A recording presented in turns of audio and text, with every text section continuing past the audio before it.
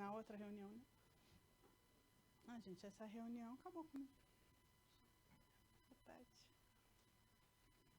Aquele grupo, com as pessoas que estão inscritas, usando nesse grupo, eles devem subir. Mas quando eu cheguei lá, todo mundo estava no lanche, como se estivesse começando a lanchar agora. Eu acho que foi coisa do atraso, em cima do atraso. Mas aí eu acho que a gente... Estão vindo. Eita. Começar, né? Já demos bastante... Então tá. Agora sim. O meu nome é Regina Faria, eu estou como gerente de responsabilidade social no SERPRO. E eu estou aqui para falar um pouco da experiência do SERPRO na recepção de projetos de patrocínio social para a inclusão digital.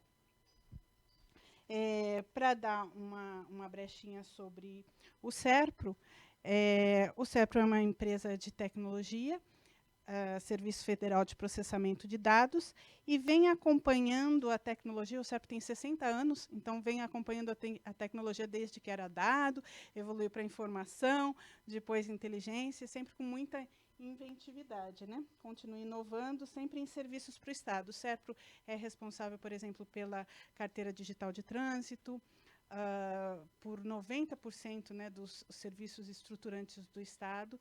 É uma das maiores empresas de tecnologia de informação no mundo, né? Dizem que é a maior da América Latina, eu acredito.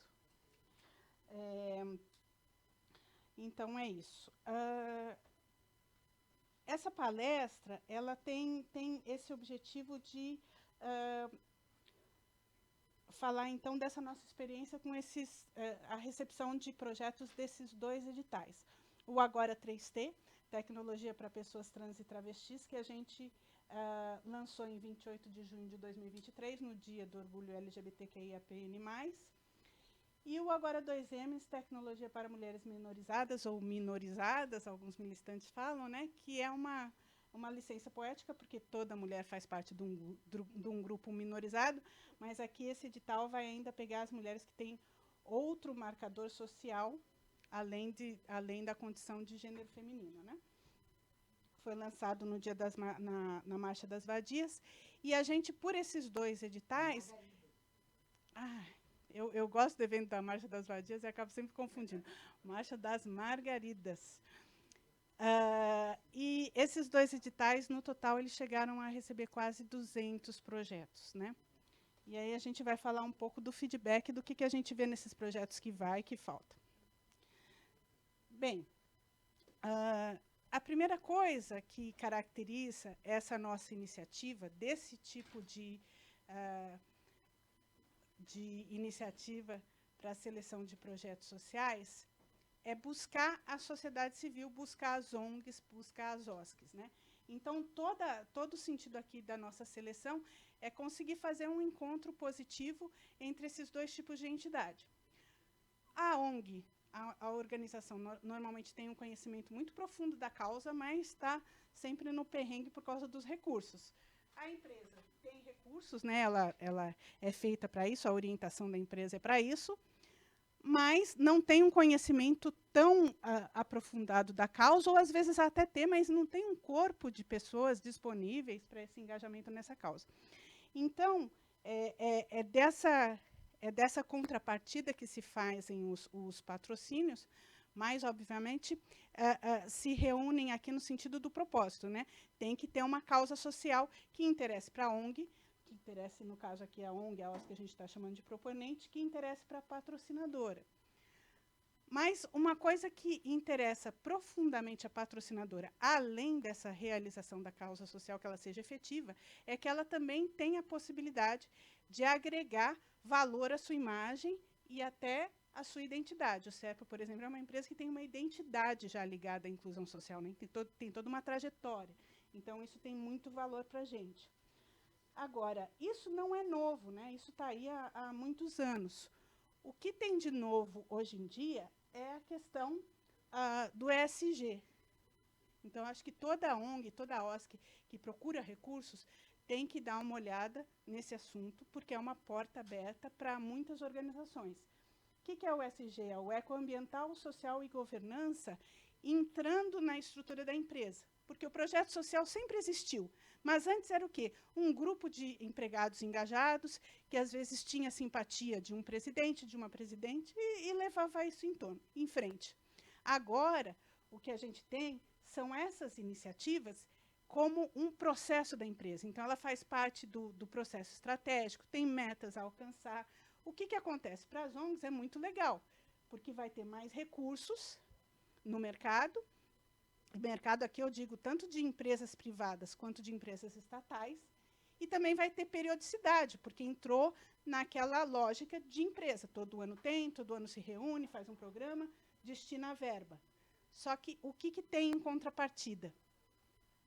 Tem as contrapartidas mesmo, que a gente vai falar que é o ouro da organização para a empresa, tem a necessidade de uma proposta cada vez mais formal e proposta de métricas, né?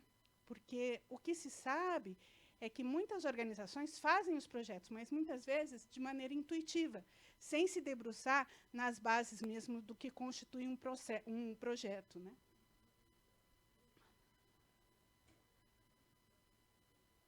Então, o primeiro ponto seria isso, né? Estruturar um projeto na sua formalidade. Eu não sou especialista em projeto, mas me aproximando do assunto, falando com outros profissionais, às vezes falta para a organização essa noção mais básica. O projeto ele tem que ter muito bem definido, pelo menos, esses 3 aspectos: o escopo, o tempo e os recursos.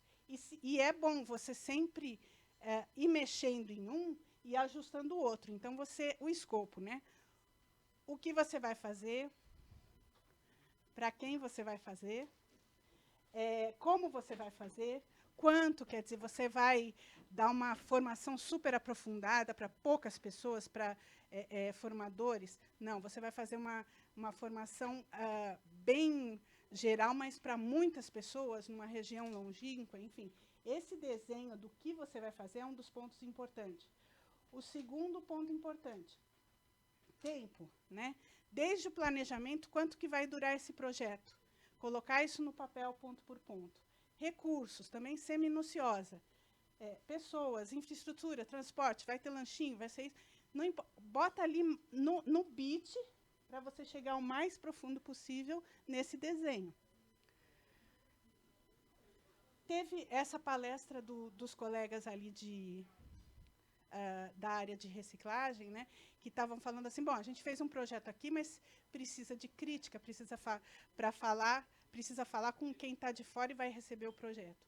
Isso hoje é um dos diferenciais que a gente mais procura.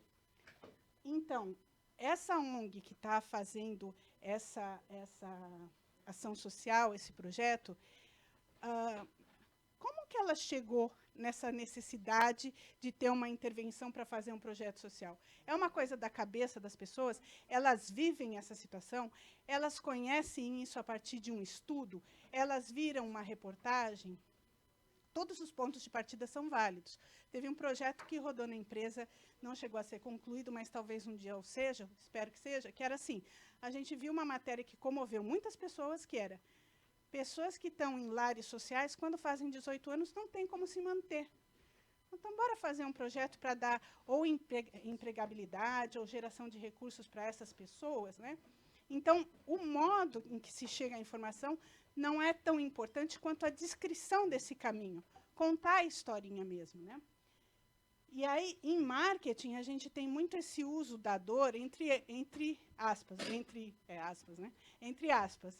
Às vezes, a dor aqui é real. Às vezes, uma pessoa trans não sabe onde tem o medicamento que ela precisa e você vai fornecer uma plataforma colaborativa onde as pessoas vão ver os medicamentos onde estão disponíveis, né?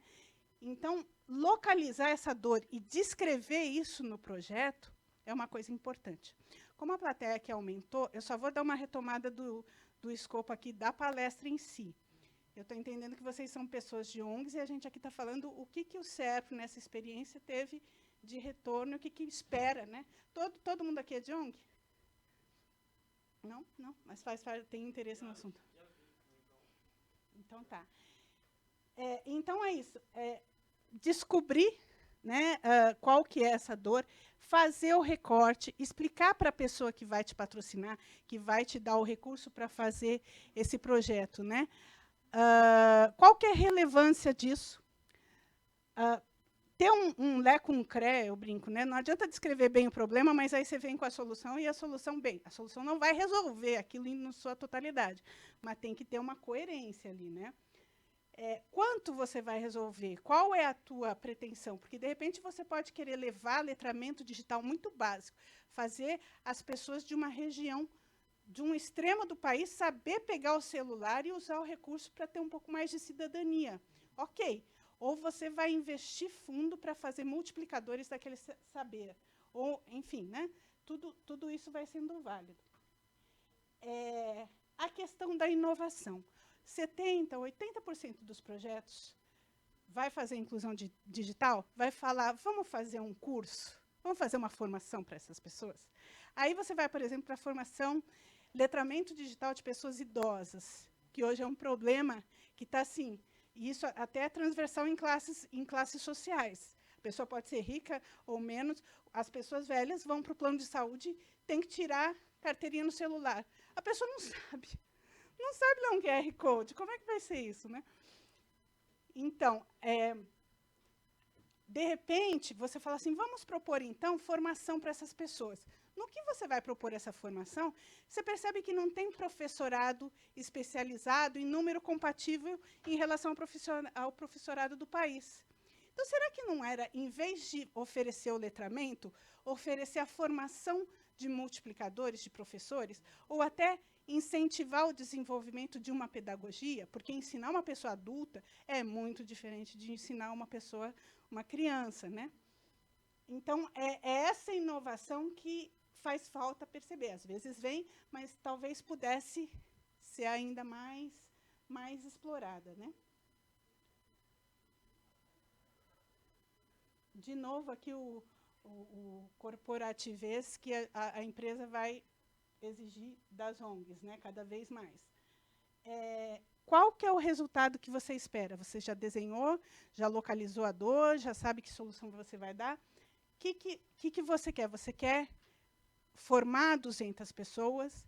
Você quer que essas 200 pessoas, aí entram algumas situações, que elas comecem o curso de formação e 70% delas, pelo menos, cheguem no final?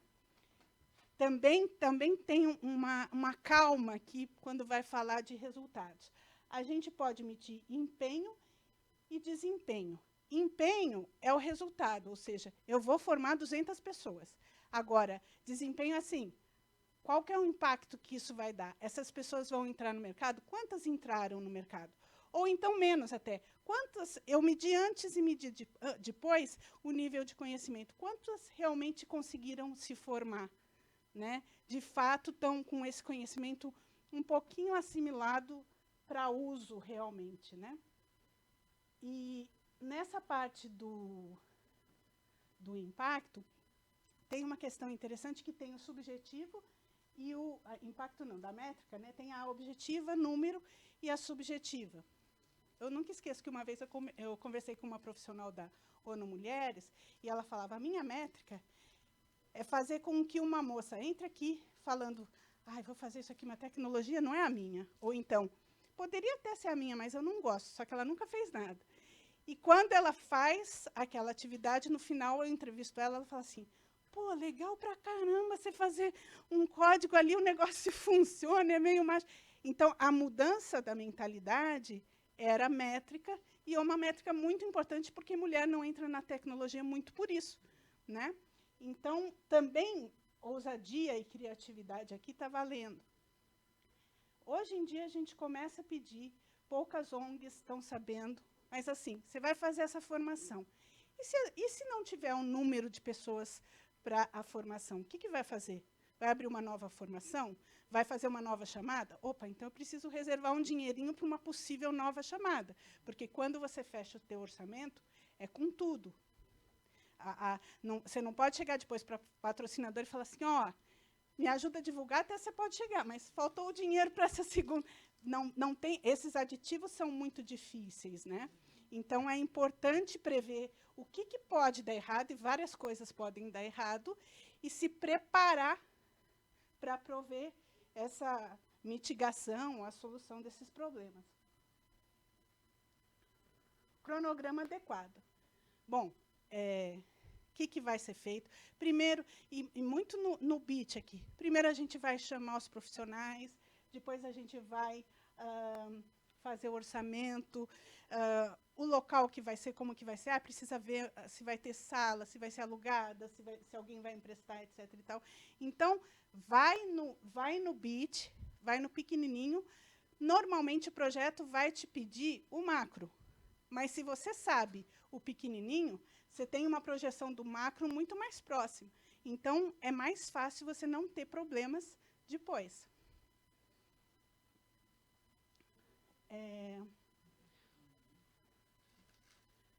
As traz contrapartidas. Contrapartidas, principalmente para empresas, para entidades estatais do governo, são de várias formas. As mais conhecidas são essas de imagem, mas a gente tem outras hoje em dia, e isso faz parte, assim, a gente que é empresa patrocinadora tem que passar os patrocínios para uma instância do governo federal para ele aprovar. No próprio formulário que a gente preenche, tem todos esses tipos de contrapartidas, ou seja, a gente tem que exigir isso da organização que está submetendo um projeto. Contrapartidas de imagem, citação da empresa em eventos. Aqui exemplos, tá, gente? Tem uma lista enorme. Sessão de imagem do projeto, aí a pessoa da ONG também precisa saber um pouquinho de LGPD hoje em dia. Como é que eu vou fazer a sessão? Tem um termo, né, para uma série de coisas. Veiculação em redes sociais. Tem as contrapartidas negociais. Bom, esse projeto vai produzir um livro de fotografia, então alguns livros vão para a empresa que patrocinou. Ou, sabe lá, né, vai fazer um curso, aí algumas pessoas da empresa que está patrocinando, será que pode fazer parte desse curso? Ou então, às vezes, participar até como voluntariado, às vezes é uma contrapartida social. A gente vai fazer um projeto de letramento, a gente vai formar umas pessoas do CERPRO que já são afins do assunto e participam desse projeto com a gente, pode ter também. Social. Apesar de a gente estar falando de um projeto social, mas, assim, quanto que a gente vai envolver a comunidade, que a gente vai entender, na própria realização do projeto? De repente, você pode até não ter feito isso, mas propor isso, pensar isso, por exemplo, a gente vai ter que ter professor, por exemplo, para letramento de pessoas idosas. Será que lá na própria comunidade em que a gente vai, não tem umas pessoas que a gente poderia capacitar para serem essas professoras, esses professores? Então, você vai ampliando, né, o impacto daquela ação. Acessibilidade hoje, gente, é coisa básica, né? Precisa todo mundo conseguir chegar, precisa pensar nas pessoas que têm, que são cegas, que são surdas, nas pessoas com neuroatipia até. Você vai fazer uma formação, chegou uma pessoa do espectro autista, como que vai ser? Vocês pensaram nisso? Então, tudo isso está na pauta hoje. Óbvio, né, gente? Aqui eu estou falando melhor dos mundos, né? Coisas que dá para as entidades irem pensando. Não é que precisa fazer tudo isso, senão não dá. Ambientais. Ok, vamos fazer essa ação aqui, mas como é que vai ser a reciclagem do material? A gente não vai imprimir coisas, então, ok. Será que a gente pode compensar o carbono? Vai levar a gente lá para o interiorzão. Bacana. Vamos compensar esse carbono aí de alguma maneira? E as cerejas de bolo que eu chamo. Aquilo que só o seu projeto pode dar de contrapartida. Eu vou fazer a inclusão digital levando um barco para as populações ribeirinhas, e no mastro vai ter uma bandeira do Brasil, de boas, né? De boas, vamos resgatar o símbolo. Vai ter uma bandeira da minha ONG, vai ter uma bandeira do CERPRO, o CERPRO vai fazer, a foto fica poética, vai ter um selinho da empresa patrocinadora na bolsinha do robozinho da robótica, sabe? Coisas que visualmente sejam instigantes, interessantes, né? Bota a criatividade para funcionar aqui. Isso agrega para o projeto. Meu colega falou que a primeira coisa que ele quis ler era o que estava ali. Então, vamos lá, o que está arriscado aqui. A hora de ver os custos do projeto. A gente, por incrível que pareça, ainda vê muito uma mentalidade assim, eu vou fazer um projeto que seja bem baratinho, porque aí fica mais legal para a empresa, ou então caro, porque aí valoriza. Gente, essa mentalidade não rola aqui, né? É para pensar no sentido de custo-benefício. Pode ser assim, eu vou dar uma informação muito importante para pessoas no interior do Amazonas, cada pessoa vai me sair R$10.000, mas vai ser capaz de fazer uma multiplicação assim. Quer dizer, o benefício é tão legal que, ok, vamos pagar para essa pessoa especializada ir lá no interiorzão, porque precisa, é lá onde não tem. Aliás, uma característica dos nossos editais, que deu muito certo e é muito, diria para vocês, emocionante de ver, é assim, por uma orientação até da SECOM, a gente tem uma instrução normativa que fala: descentralizem os patrocínios, de qualquer tipo, cultural, esportivo, etc., Norte e Nordeste. E a gente botou isso como uma pontuação a mais. Então, chegam projetos assim de regiões realmente muito longe e que têm parcerias com universidades, coisas maravilhosas, assim, né? E sempre a gente vai pedir assim, ó, se você fizer, tudo bem, você é uma ONG de São Paulo, é uma ONG aqui do distrito, mas leva isso para lá também, e aí você já ganha a pontuação. Entende? Orça tudo o que puder. O que você não conseguir orçar, pesquisa. Vai chutar algumas coisas? Vai. Mas o mínimo de futebol possível aqui. Né? Vai até o máximo que dá, assim, porque isso protege a organização. Protege ela de repente, fazer um projeto. Ah, ganhei 250 mil, mas você colocou umas coisas lá, mana, que você vai ter que gastar 260, de repente, sabe? Então, vai muita atenção nesse negócio, é chatinho. Se aproxima de alguém que possa dar essa orientação para a entidade. Atenta para as vedações do edital, se houver. Às vezes, o edital não deixa comprar alguma coisa, às vezes não pode comprar o lanchinho. Então, talvez eu consiga fazer uma associação com uma entidade, né, para comprar um lanchinho. Então, essa parte, ela costuma ter menos brilho, mas ela é muito importante para a entidade. Capricha nas credenciais, ou seja, do jeito que você vai se apresentar. Conta a história da organização, conta os casos de sucesso. Né? Aquela pessoa da comunidade que, olha, mesmo que seja uma, fez formação aqui com a gente, mas olha a foto dela, agora está empregada, com storytelling aqui. Equipe idealizadora e equipe executora. Por exemplo, isso poderia no nosso edital. Poderia ser, sei lá, a entidade está idealizando, mas vai contratar uma equipe executora. É lógico que a formação dessas pessoas é importante. Mas também conta, fala assim, ó, essa aqui é uma professora, mas ela viveu essa realidade, ou deu essa aula aqui, ou vem dessa região, tem esse marcador social, diversidade. Ela, na área de atuação dela, é a bambambam, né? Lógico que a gente não pode escrever assim, mas tem reconhecimento. Mas ainda vou falar disso da linguagem ali na frente. Então, vivência, lugar de fala, experiência, credibilidade, diversidade, tudo isso só agrega na hora de compor a equipe e apresentar para o projeto. E finalizando aqui com 10 ideias para a gente ter um conteúdo rico para botar na internet. Essa é incrível, porque assim, gente, leia o edital? Não. Estuda o edital. O edital é a sua lei por 2, 3 meses. Né? Tem que estudar, tem que saber qual que é o horário que pode enviar o projeto. Normalmente, vocês vão ver que o edital fala assim, envia o projeto até às 16 horas do dia tal. Por quê? Porque é chato? Não, é porque se a gente deixar meia-noite e cair o sistema às 11h30, a gente não tem como avisar vocês. Então, o fechamento da inscrição costuma ser durante o horário comercial. Então, estuda o edital para saber se pode lanchinho, se não pode lanchinho, se tem que ter contrapartida. Esqueci de falar isso. Às vezes, a contrapartida é uma devolução. Ó, você precisa comprar um computador que vai ficar na entidade. Você precisa fazer tal coisa para garantir sustentabilidade para essa entidade. Então, leiam com atenção o edital, estudem. E, se tiver dúvida, não tenha vergonha. Tenha certeza que patrocinador, empresa grande, montou uma equipe para receber perguntas. Tem sempre lá umas pessoas, nós, né, Ângela? Olha, fulano, até quando que é? Pode isso, pode aquilo? Pergunta. Dedica tempo, pesquisa, pensa com carinho. seja simples ao escrever. Você não precisa escrever, redigir, né? Você não precisa usar gíria, mas não precisa embolar. Atualmente, neste mundo super digitalizado, em que a gente começa a ler e já fala, oh, meu Deus, vamos lá. Né? Nem em TCC se usa mais isso. Então, direto ao ponto, sem ser demasiadamente informal, mas pode ser com simplicidade. Então, não enche linguiça, não tenha preguiça de descrever coisas que para você são óbvias. Dá para uma pessoa ler o texto que não é da organização para ela falar, estou entendendo aqui o que vocês estão propondo. Né? Dá uma checadinha se a linguagem está ok. Então, não tenha preguiça. E molho de tomate aqui que eu coloco é assim.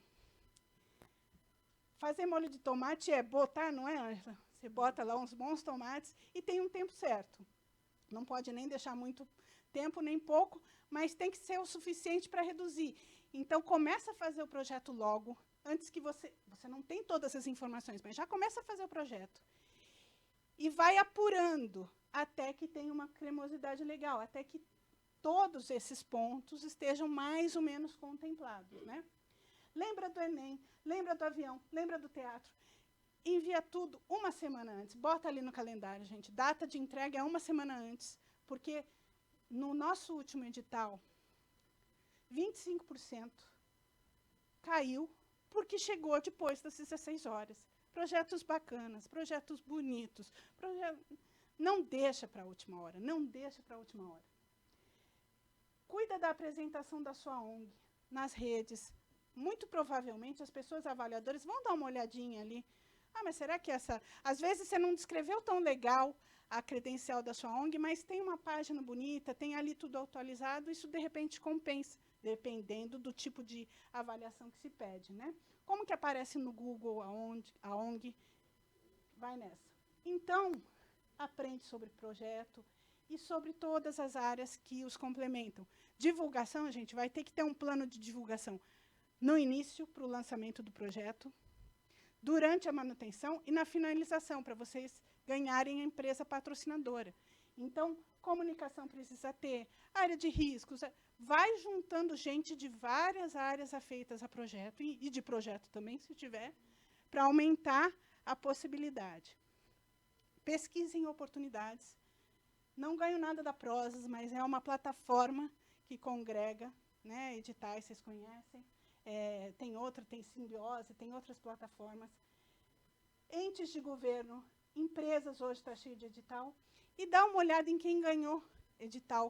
O que tem no projeto, o que está legal, o que eu poderia assimilar para o meu. Cuida da documentação da organização. Digo o mais possível aqui, porque eu sei que às vezes é caro manter tudo em dia.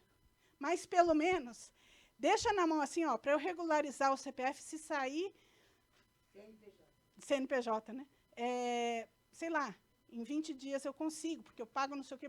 Muitas vezes também a gente vê de outros casos as empresas não conseguindo ser, as entidades não conseguindo ser contratadas porque não dava tempo de regularizar. As empresas tendem a fazer o edital, a gente teve essa dica e acatou, no sentido assim, não pede um monte de documentação, ok, no início do processo para a tua ONG. Pede no final. Se ela ganhar, ela corre lá e regulariza. É essa a ideia. Né? Quanto mais cuidar disso, melhor. E continua mandando, né, gente? Continua mandando, vai tentando. É essa a ideia aqui. Então, é isso. Queria ouvir de vocês, assim, qual que era a expectativa, se tem alguma coisa aqui que não foi abordada, se acharam. Compartilho com vocês aqui a apresentação. Eu tenho uma questão. Pode falar. Começar o debate. Eba. Boa tarde. Boa tarde. Obrigado pela explicação. Eu e o Luiz, a gente faz parte de um programa que é o Cidadão Digital da ONG SaferNet. Né? A gente se vincula nesse programa. Fala mais devagarinho. Está com o microfone. Sim, desculpa. Sou cearense, aí a gente metralha, assim, normalmente, né? Mas, enfim, eu sou Yuri, sou advogado. Eu e o Luiz, a gente trabalha no Cidadão Digital, que é uma ONG da SaferNet, né? A gente se vincula especificamente a esse projeto, que a gente leva ações de cidadania digital para escolas públicas de todo o país, de incidência presencial ou incidência remota. E aí, nesses nossos trabalhos, a gente já está na nossa terceira edição, 3 anos, 2021, 2022, 2023, esse terceiro ano de projeto, a gente conseguiu muito insight bacana de deficiências mesmo que a gente pode criar projetos, criar coisas e trabalhar e incidir sobre esses problemas sociais. De escutas que a gente fez dos jovens adolescentes, de problema com professores, de problemas com pais. Então a gente tem uma bagagem dessa devolutiva muito grande, né, desse público, e a gente sente uma necessidade latente de produzir algo nosso. Algo com a cara jovem, algo que reforce o que a gente acredita, os nossos valores. Não que a SaferNet não reforce isso, mas a SaferNet já tem uma outra estrutura, tem outros projetos, tem canal, tem outras vinculações, e que às vezes o cidadão digital não tem tanto corpo porque não tem tanta força. Então, assim, do geral, dos editais que vocês acompanham, dos editais que o SERPRO coloca no universo, a maioria dos editais são para ONGs que já estão consolidadas, que já têm uma atuação, que já têm aí 2, 3 anos de atuação e essa comprovação tem que ser comprovada, ou tem essa possibilidade de que a gente tem um projeto e a gente quer tocar algo inovador, começar do zero, não, queria entender mais ou menos como é isso. Se a gente precisa iniciar algo de forma mais voluntária, porque, de fato, a gente tem que ter um resultado, uma entrega, mostrar alguma coisa para além do que a gente já faz na ONG, ou a gente consegue já produzir, pensar algo, sei lá, partindo do zero e, enfim, juntar mentes inquietas e construir coisas. Só para entender esse cenário mesmo. Porque a gente vai fazer, né? E aí a gente quer saber se a gente já começa logo fazendo de forma voluntária, para depois correr atrás de digital, ou a gente já consegue esse suporte para nos ajudar nesses primeiros passos. Mais ou menos isso.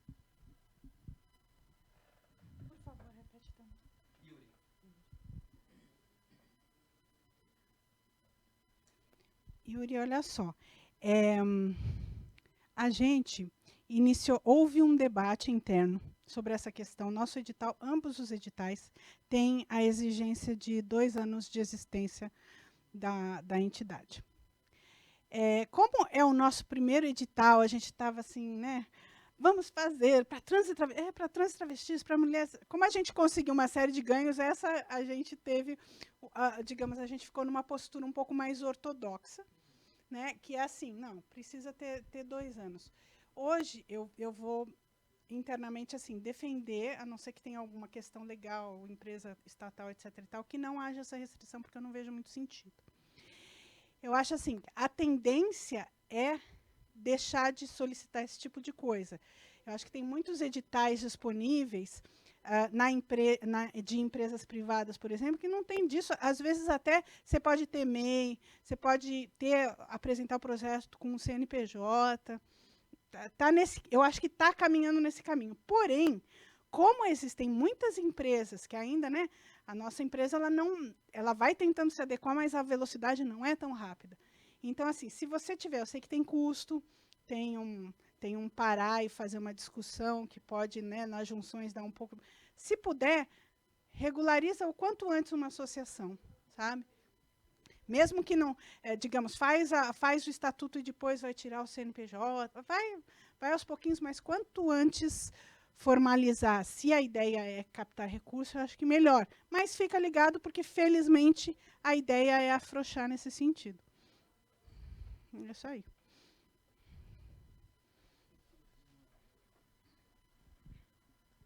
Uma pergunta. Eu sou o Wilken, eu sou do Coletivo Digital. O Coletivo Digital está aí já há algum tempinho, a gente está com 18 anos atuando. Eu queria perguntar como vocês estão. Uma coisa você já falou, que era sobre custo-benefício, né, Não, porque assim, uma das coisas que a gente sempre se pega, né, e como vocês estão avaliando as métricas? Porque uma coisa que a gente sempre se pega, assim, tem até tem um sociólogo inglês, que eu agora esqueci o nome dele, mas ele escreveu até sobre o Afro-Reg aqui no Brasil, que ele fala sobre a projetização da vida, né? Tudo virou um projeto, tudo vai virando um projeto. E aí, quando a gente pensa nesses projetos nos projetos sociais, ele cita, inclusive, ele cita o Afro-Reg por conta disso, né? Porque o Afro-Reg ele pega um modelo que a gente usa muito aqui no Brasil e que vem da gringa, que é de você utilizar arte e cultura para combater violência, tal. Que aí ele fala o seguinte: tem um problema com essas métricas que as pessoas exigem, porque esse tipo de métrica foi desenvolvido é um sistema de métrica que vem de fora, que é desenvolvido pelo Banco Mundial e que, no final das contas, eles tentam ver quanto custa o seu pobre. Você faz um... É isso, né, gente? É tipo, você fala, custa quanto? Ah, o pobre do Wilkin custa 100. Porra, mas o pobre do João ali custa 50. Pô, vou colocar dinheiro no João. E você acaba fazendo um foco assim, muito grande em quantidade de pessoas e não tanto com a qualidade daquele atendimento que você está dando.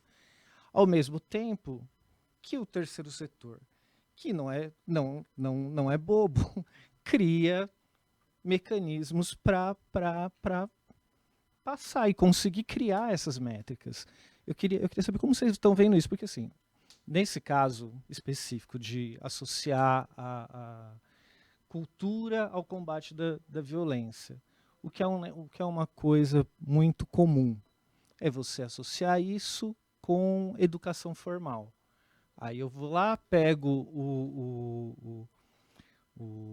eu faço um acompanhamento dos alunos que estão sendo atendidos pelo curso e mostro como eles se saem melhor na escola durante o período que está sendo atendido. Só que o garoto que procura um curso de formação em arte, alguma coisa, ele geralmente já está desempenhando um trabalho, já está tendo um desempenho melhor na escola, mesmo sem aquele curso. Não dá para você criar uma relação verdadeira. Ele fala, olha, não, ele está saindo melhor aqui porque está fazendo isso.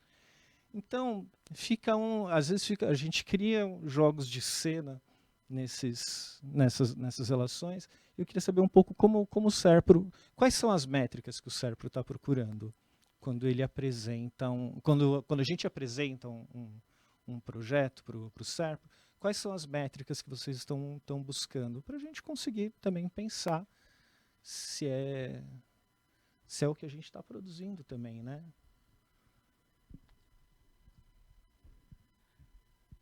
Como o SERPRO está começando nessa modalidade específica, né, com essa projetização toda, digamos, vamos dizer que a gente tem nesse momento a gente tem uma liberdade maior. Então a gente não colocou a priori as métricas e a gente só conversou, só teve como uma diretriz informal, né, que são algumas coisas que também vão orientando, assim, bem como eu disse o exemplo. A gente quer que tenha uma consistência. Assim, o que você quer com essa pessoa? Você quer que ela tenha mais sentido pela vida? Né? Você quer uma proteção mental dessas pessoas que são vulnerabilizadas? E você vai dar inclusão digital para elas e você acha que é isso? Não precisa necessariamente ser para empregabilidade, para gerar renda, para melhorar a nota. Entendeu? A gente quer... a orientação inicialmente assim, a gente quer que faça sentido para as pessoas, que a gente consiga de alguma maneira aferir e falar sobre isso e que tenha uma coerência com o teu próprio projeto, entendeu? Se você se quem for melhor vai ganhar um prêmio de não sei o quê, não venha me dizer que você está trabalhando para ampliar a subjetividade das pessoas e assim, né, fazer um acompanhamento de saúde mental pela arte, por exemplo. Óbvio que eu creio que a Krenak fala, né, a arte não é útil, né? No limite, para você realmente ter incentivo para algumas coisas, você precisa de Estado, porque aqui o Estado ele faz teoricamente para que as pessoas se desenvolvam. Não tem o toma o dá cá, Aqui a gente tem um toma lá da cá, não vamos dizer que não tem. Eu abro a apresentação falando isso, né? Então, é para alguns projetos, né? A questão social não vai ser resolvida com um projeto social, mas ela, como um colega ali da palestra do auditório agora há pouco falou, é importante a gente fazendo, porque a gente vai desentortando uns pedaços do mundo, mas não vai resolver, né? Globalmente. A gente precisa de Estado para isso. Né? O Estado é que vai investir numa obra de arte disruptiva. Porque eu não sei se eu convenço a minha diretoria a associar, não sei o que vai. É um toma lá da cá. Tá? Tem um trato aqui que é diferente do Estado e que é diferente dessa forma. E te digo isso, então. Por enquanto, a gente está muito. Não temos vícios ainda nisso. Né? Nisso a gente é bem. Isso, é tipo assim. Trago. É. Como você pensa em aferir? E aí, como ela falou, nós estamos engateando. Não, essa questão a gente deixou realmente assim na mão de quem está solicitando, quem está se inscrevendo para nos editais. Então, assim, como é que você pretende aferir isso? Digamos que seja um projeto para como tem vários, né? Mulheres com vários marcadores negativos considerados, né, pela sociedade como negativos. É pobre, é a periferia, gênero, etnia e tal. E aí você vai ensinar, a pessoa faz crochê, você vai ensinar ela a vender na plataforma, criar uma plataforma para ela vender esse crochê, ou formar uma cooperativa. Isso aí desdobra em várias coisas. Ela pode chegar e dizer assim, a métrica vai ser que cada uma fature R$800 por mês. Então, se ela conseguir provar isso, entendeu? Estou dando assim, um dos que me ocorre assim agora de pensar. Agora, eu concordo com você, porque isso aí pode ser um jogo em que você vai montando tabuleiro. Peraí, elas querem saber o quê? Querem que eu meça como? Eu vou medir aqui e tal. A minha preocupação quase sempre nisso daí é porque, assim, se entra... E para colocar para vocês, assim, para pensar quando vocês forem pensar essas métricas. Se a gente entra nessa do quanto custa o seu pobre, quem tenta fazer uma formação mais profunda, quem está pensando em qualidade de atendimento, ele sempre vai ser mais caro. Se você pensa em qualidade de atendimento, o cara está sempre fora. Né? Então, aí a pessoa fala, eu vou fazer um curso mais curto, porque eu consigo fazer mais atendimentos. Mas, será que o curso mais curto atendia de verdade o que ele queria? Né? E eu digo isso porque assim, a gente também se vê nessa, assim, né? Porque você vê a proporção do projeto. Às vezes a gente não faz um curso do tamanho que a gente acha ideal. A gente fala, não, aqui dá para fazer com tantas horas. Mas se fosse com o dobro, talvez fosse melhor. Né? Então, é só para a gente pensar um pouco nessas coisas, assim, de como a gente está pensando nessas métricas, de como a gente está estudando a relação, não custo-benefício, mas assim, tipo, qualidade e benefício também do que a gente está propondo como projeto. Só queria colocar uma coisa muito... foi muito agradável escutar isso de você, porque assim, uma satisfação que eu sinto agora é que a gente não ficou preocupado com isso. Essa coisa que você falou, essa métrica, quanto custa o pobre para aquela ONG, para aquela... A gente não pensou nisso. É uma coisa que a gente está ouvindo de você, extremamente pertinente, mas que nos dá essa satisfação, assim, de que a gente quer essa outra coisa. Quer saber se o menino já melhorou essa correlação que ele melhorou na escola por causa da minha arte, não. E esse exemplo aqui que me ocorreu, eu acho mais efetivo. Dona Joaninha está vendendo aquele crochê dela, sei lá, por conta da internet, ajudou, porque nós somos uma empresa de tecnologia, então, para nós faz muito sentido que seja através de um site de vendas, uma coisa assim, entendeu?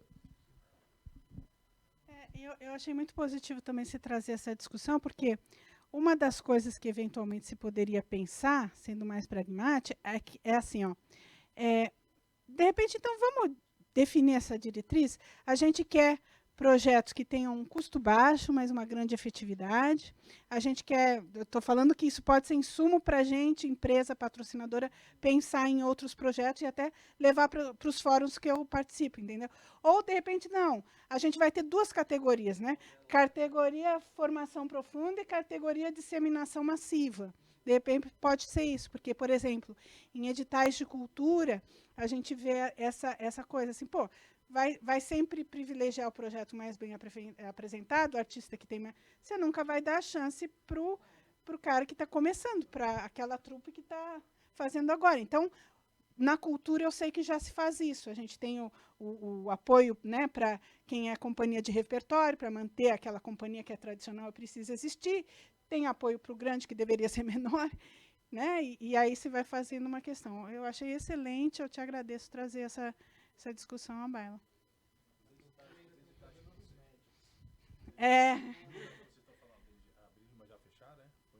A gente tem, esses 2 editais estão fechados já tá, a gente está começando agora a avaliação, mas deve abrir em 2024, a gente deve ter outras oportunidades aí deve ter outros editais, provavelmente 2. Ainda não sei de quê.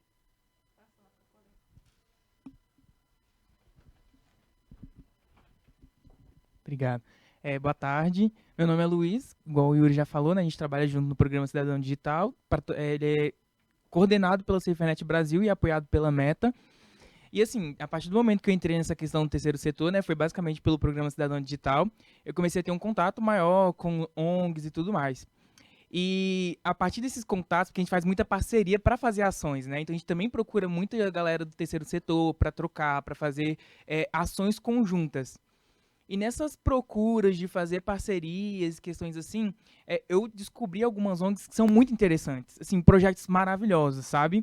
Só que, em comparação, por exemplo, vou trazer o exemplo da SaferNet, né, que é uma ONG que já está aí, eu acho que há cerca de 20 anos, que, tipo assim, já está mais consolidada, que já tem toda uma estrutura organizacional, um grupo de pessoas que já está preparado para ficar procurando editais, às vezes, para poder procurar esse financiamento, já tem gente preparada para poder fazer o preenchimento e tudo mais. E tem essas organizações que não são, por exemplo, uma ONG tão grande, tão reconhecida, mas que também estão fazendo trabalhos maravilhosos e, às vezes, em contextos que realmente já são invisibilizados, entendeu? Então, o que me ocorreu aqui foi pensar como é feita a publicização desses editais, ao ponto de ter mais chances, porque a gente não consegue garantir isso, né? De ter mais chances de que esses editais eles cheguem a essas ONGs, a essas instituições que são menores. E como vocês pensam também as possibilidades de tornar esse processo também menos moroso para essas organizações não governamentais que não têm todo o aparato administrativo, organizacional, que ONGs que às vezes estão aí há 30, 40 anos já trabalhando e que também têm projetos, propostas muito relevantes que podem trazer impactos assim incríveis para o que a gente está pensando de mudanças sociais. Então, como vocês estão pensando nessa publicização, sabe? Como a gente vai chegar até essas pequenas organizações que às vezes já tem esses 2 anos, mas ainda está engatinhando ali, não tem todos esse arcabouço, assim, tipo, de poder informacional, de poder técnico, para conseguir, às vezes, ter acesso a isso e preencher da melhor forma possível, né? Porque não adianta nada eu ter acesso, mas às vezes eu não entendo muito bem como que eu vou preencher isso, como que isso vai funcionar e tudo mais, sabe? E até mesmo esse apoio durante o preenchimento. Como que vocês podem pensar isso também, se vocês têm pensado? Eu vi que você falou, tipo, meio que de um canal, não de ajuda, né? Mas um help, assim, olha, gente, eu tô aqui, se vocês precisarem, tiverem dúvidas, não sei o que, pode chamar. Mas como a gente pode aproximar ainda mais, sabe? Tornar esse contato, assim, mais olho no olho, não olho no olho, tipo assim, vocês estão entendendo, né? Mais próximo, sabe?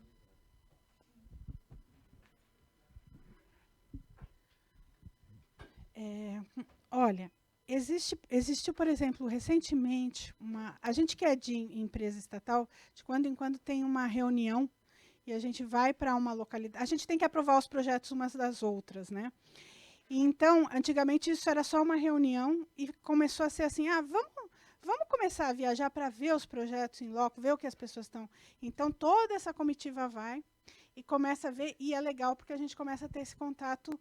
A gente vai numa comunidade indígena, a gente vai no carinha ali que está dando sangue para fazer para esporte lá longe, assim, enfim, é muito legal.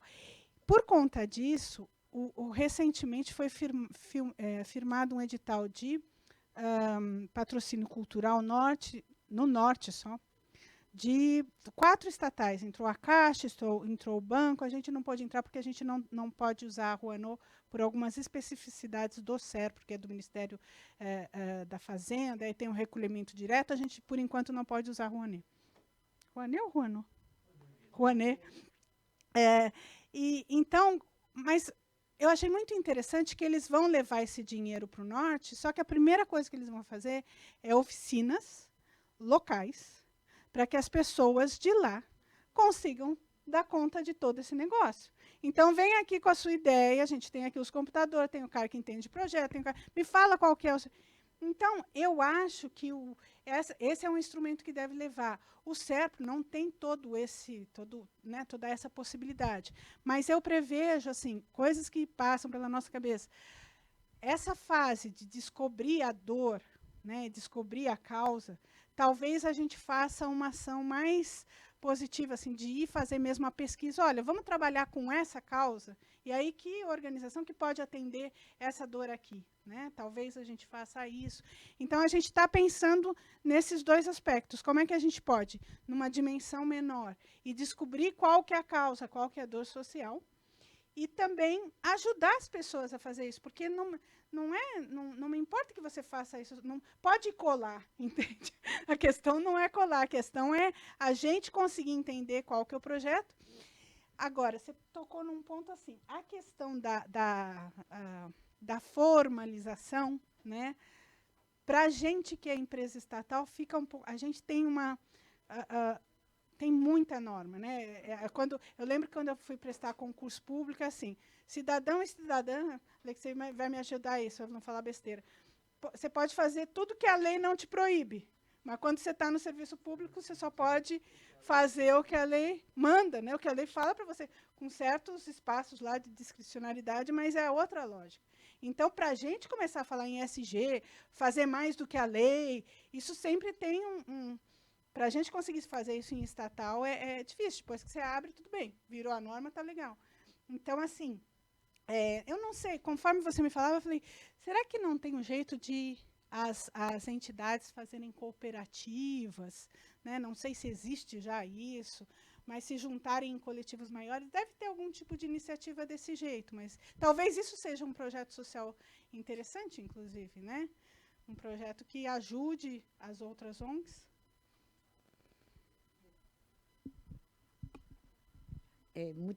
Essa conversa é muito boa, muitas reflexões muito ricas. Me ocorre agora também o seguinte, essa questão que você está falando, que eu lembro, vocês talvez, né, também com a experiência de vocês, os projetos do BID, por exemplo, eles se fortalecem justamente pelas exigências. Eu conheço pessoas e organizações, assim, eu estou falando como Ângela, não estou falando como governo, como empresa do SERPRO, não. As pessoas assim, consegui botar um projeto no BID, não sei o quê. Era uma coisa assim, porque as exigências são enormes. E eles fazem projetos, por exemplo, a limpeza da Baía de Guanabara, né? Porque diz que parece que tem 25 anos que esse projeto tá para sair, vai o dinheiro, vai não sei o quê, e a gente, brasileiro, sabe como é que está a Baía de Guanabara, né? Mas, assim, o porte disso aí. Eu não digo, claro, ambiental é 110%, social também vai uma parte. Mas, assim, essa questão, como eu falei, é reflexão demais. A gente está aprendendo muito. E, assim, vamos ficar muito felizes no momento em que for muito tranquilo entrar num edital desse, fazer sem sofrimento. Porque a gente está do lado de cá, como ela falou, esse canal com as organizações ainda fica mais complicado, porque eu posso ajudar. Você pode me ligar, eu lhe ajudo. Ele não ligou. Aí você liga. Depois ele vai dizer, ah, bem, mas o CEP me ajudou aqui a... E-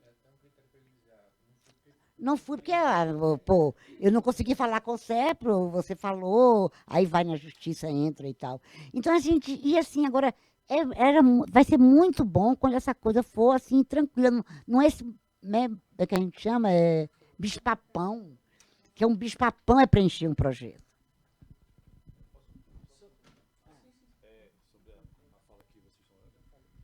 O que eu achei. Ah, tá. Eu sou Alessandro Dinelli, sou de Manaus, do Instituto Descarte Correto. O que eu achei bem interessante, recentemente a Prefeitura de Manaus, ela chamou o Sebrae, ela estava prestes a lançar um edital, né, para projetos culturais, ela chamou o Sebrae e fez uma formação para elaboração de projetos culturais. Então, tipo assim, ela lançou, chamou o Sebrae, de gratuito, o curso de formação, foi uma semana direto. E eu achei muito interessante antes de ela lançar o edital.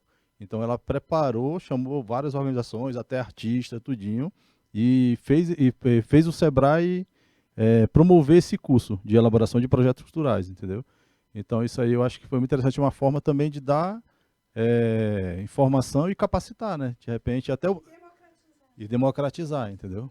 Aí eu acho que isso acaba nivelando um pouco mais dessa situação de quem tem mais estrutura ou menos estrutura, entendeu? E feito pelo Sebrae, com certeza acho que foi pessoas especialistas.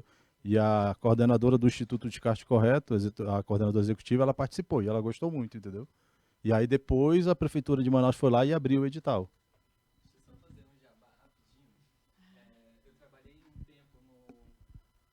Obrigado. No Laboratório de Inovação e Dados do Governo do Estado do Ceará. E lá a gente tem uns projetos de simplificação de edital, aplicando linguagem simples, que é uma técnica, né, de você descomplicar a linguagem dos editais, e direito visual, visual law, como as pessoas costumam pensar. Então a gente faz uma série de adequações nos editais para deixar, além dele mais visualmente palatável, né, que a gente consiga compreender melhor a informação, mas pensando mesmo nessas pessoas que vão receber esses editais, para descomplicar um pouco, tirar um juridiquês, ou então gravar um vídeo, colocar lá no edital um QR Code com um vídeo para se você está com dúvida nessa aba, enfim, só para, como vocês estão começando também, eu acho que é uma iniciativa muito bacana para a gente capilarizar. Inclusive, pode fazer parceria com o Laboratório de Inovação, porque a gente faz essas parcerias entre governos, né, para, de fato, a gente, o SERPRO chegando lá no IRIS, e a gente quer simplificar o próximo edital de 2024. E aí a gente começa a rodar esse projeto, fazendo design, fazendo mapeamentos, enfim. Eu acho que é um negócio super legal para a gente botar no mundo e fazer cada vez mais editais simplificados, né? Laboratório de inovação. Eu vou falar uma coisinha, que é que vai muito no que o Dinelli falou e no que o Yuri falou ali também, porque assim, a prefeitura não a prefeitura, né? É um órgão muito específico. A Secretaria de Cultura da Prefeitura de São Paulo, que tem uma característica muito diferente assim das outras secretarias, porque lá é engraçado, porque a estrutura da Secretaria de Cultura, né, na prefeitura, ela continuou. Assim, os governos foram mudando e as pessoas não foram mudando, elas continuaram ali. Tinha até uma pessoa que trabalhava lá que falava, gente, Secretaria de Cultura é a única secretaria que eu conheço da prefeitura que tem gente que tem tese de doutorado sobre o trabalho que faz dentro da secretaria, né? E